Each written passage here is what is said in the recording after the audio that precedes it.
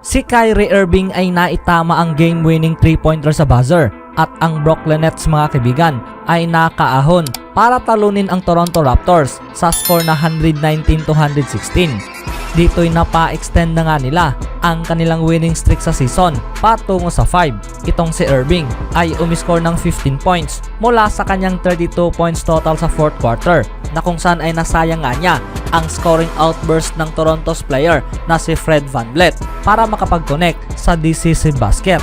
Ito ang unang game-winning buzzer beater mga kaibigan mula sa kanyang NBA career. Ang Nets coach na si Jack Vaughn ay sinabing plano nga niyang ibigay ang bola dito kay Kevin Durant para sa huling tira. Ngunit itong si Kevin Durant mga kaibigan ay kinumbinsi itong si Vaughn na iasa ang tirang ito dito kay Kyrie Irving. Naayon pa nga kay Kevin Durant, itong si Kyrie nga raw ngayon ay nagluluto kaya ayaw nga raw niyang agawin ang pagkakataong ito. Itong si Kevin Durant ay ramdam na kayang gawin nitong ni Kyrie Irving ang lahat sa loob ng court. Maging ramdam rin nitong ni Kevin Durant mga kaibigan na walang nag-double team dito kay Kyrie Irving. Hinahayaan nga raw nila itong maglaro ng one-on-one. Kaya ito ay tamang-tama at ito ay espesyal na ibigay ang huling tira. Ito ang naging Brooklyn's first game-winning buzzer beater mga kaibigan simula pa man noon kay Brook Lopez nang maitama nga niya ang isa mula sa kanilang bahay sa pagkapanalo laban sa Detroit Pistons noong March 21, 2017. Itong si Vaughn ay sinabi ring itong si Kyrie Irving mga kaibigan ay mayroon nga raw tamang personalidad para sa ganitong high pressure shot. Siya nga raw ay pag-aari ang inner peace at poise mula sa mga ganitong sitwasyon na hindi nakakaramdam ng panik. Na para rin naman kay Kyrie Irving, sinabi nga niyang hindi nga raw ito komportable mula sa mga ganitong bagay at gusto lamang nitong maging great mga kaibigan sa bawat sitwasyon. Dagdag pa niya, nagkaroon nga raw ito ng mas maraming pagkakamali kumpara sa nagtagumpay. Ngunit para sa disappointed na si Fred VanVleet mga kaibigan, sinabi nga niyang itong si Kyrie Irving ay nararapat nga raw ng credit para sa kanyang cold-blooded basket. Siya nga raw ang naging pinakamose sa buong mundo sa court sa araw na ito. Si Kevin Durant rin mga kaibigan ay nakapagtapos ng 26 points at Nick Claxton na mayroong 15 points, 10 rebounds at career high 6 blocks na kung saan ang Nets ay na-overcame nga nila ang 18-point deficit para maswep ang season series laban sa Toronto Raptors para sa unang pagkakataon simula pa man noong 2002 at 2003 season. Itong si VanVleet rin naman mga kaibigan ay na-match na nga niya ang kanyang season high kasama ang 39 points. Sa sumunod na balita naman, itong si LeBron James mga kaibigan ay umiscore ng 30 points, Russell Westbrook na siyang nagkaroon ng 15 points, 12 assists at 11 rebounds at ang Los Angeles Lakers ay maayos na natakasan ang pagkawala nitong ni Anthony Davis dahil sa isang latest injury sa score na 126-108 laban sa Denver Nuggets. Si Davis mga kaibigan ay na-miss nga niya ang second half sa laban dahil sa isang right foot injury. Ngunit ang Lakers ay nakapag-produce pa rin ng iilang prettiest team basketball sa season para sa kanilang pangalawang pagkapanalo sa loob ng 6 na laban. Nakuha na nga nitong ni Russell Westbrook ang kanyang pangalawang triple-double off the bench sa seasong ito, habang itong si Thomas Bryant ay umisko rin ng 21 points, Austin Reeves na mayroong 16 at Dennis Schroeder na nakapagtala ng 15 points. Naayon pa nga kay Russell Westbrook, ang pace nga raw ay nagbago kaya ang kanilang paglalaro ay nagbago na rin. Nasaksiyan nga raw ito ng lahat kaya kung sila nga raw ay maglalaro sa ganitong pamamaraan, sila ay napakahirap talunin. Ang pagkapanalong ito mga kaibigan ay naging particular na kasiya-siya matapos nga sinayang ng Lakers ang late lead mga kaibigan sa regulation at natalo laban sa Boston Celtics sa overtime nitong nakaraang Biyernes. Naayon pa nga kay LeBron James, itong araw ay napakalaking pagkapanalo para sa kanila, lalong-lalo na sila ay nagmula pa sa heartbreak loss sa panahong tinalo nga sila laban sa Boston. Sinimulan nga raw nila ang laban at nagkaroon ng defensive stops. Ang buong team nga raw ay nagpakita at nag-execute sa opensa. Si Nikola Jokic ang nagkaroon ng 25 points, 11 rebounds at 8 assists para sa Nuggets at natalo na sa 3 magkasunod na laban. si Jamal Murray ay umiscore ng 23 points at Aaron Gordon na mayroong 17. Ngunit hindi nga kinaya ng Denver Nuggets ang init ng Los Angeles Lakers sa second half.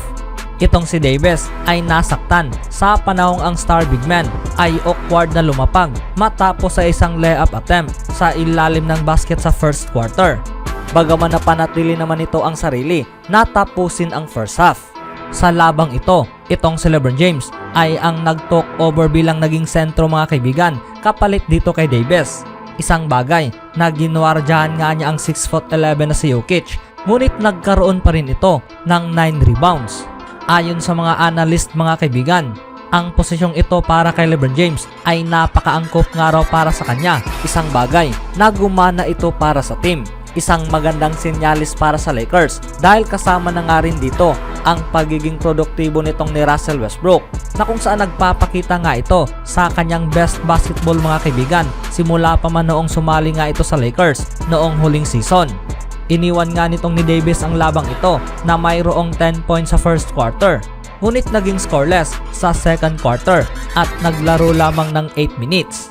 Ang pagkapanalong ito ay isa na ring biyaya kasama itong si LeBron James na naging epektibo bilang isang sentro at Westbrook mga kaibigan na siyang pinangunahan ang daan sa pagkapanalo. Sa kabilang banda naman, ang mapalitan itong si Stephen Curry or subukan ang kanyang pinakamahusay mga kaibigan para gayahin ang Warriors 2-time NBA MVP ay isang napakahirap na bagay at hindi mailalagay sa balikat sa isang manlalaro lamang. Kasama itong si Stephen Curry na mawawala sa hindi pa malamang panahon matapos nga niyang masustain ang left shoulder subluxation nitong nakaraang araw sa third quarter mula sa pagkatalo ng Warriors laban sa Indiana Pacers. Ang bawat atensyon mga kaibigan ay nagtungo lahat sa isang manlalaro at ito nga ay si Jordan Poole. Ang 23-year-old ay naging torn heads noong huling season sa panahong itong si Stephen Curry ay napaupo sa final 2 weeks sa regular season. Itong si Jordan Poole ay ginawa ang heavy lifting mga kaibigan offensively kasama itong si Stephen Curry na wala. Ito nga raw ang gustong makita nitong ni Stephen Curry dito kay Jordan Poole ngayon. Na ayon pa nga kay Curry, ang pagiging Jordan Poole at maglaro bilang ang kanyang sarili. Ito nga raw ang susi para kay Jordan Poole habang ang veterano ay nagpapagaling pa mula sa injury. Ang stretch nga raw na iyon, siya nga raw ay nakakapaglaro sa efficient basketball. Maging kitang-kita nga raw nitong ni Stephen Curry noon na kontrolado niya mga kaibigan kung ano man ang ginagawa nito. Ito nga raw ang mga bagay na nakikilala sa kanya hanggang ngayon. Ang kanyang ipinakita ay nag-translate nga raw sa kanya bilang naging huge factor para may panalo nga nila ang championship noong huling taon. Alam nga raw nitong ni Stephen Curry sa sarili na gusto nga raw mapanghawakan nitong ni Jordan Poole ang pagiging high standard. Lagi nga raw nila itong pinag-usapan sa bawat panahon. Gusto nga raw nitong maging more efficient, more consistent sa nightly basis. Ito nga raw ang magandang pagkakataon mga kaibigan para kay Jordan Poole na ma-reignite nga niya kung sino nga ba ito sa court.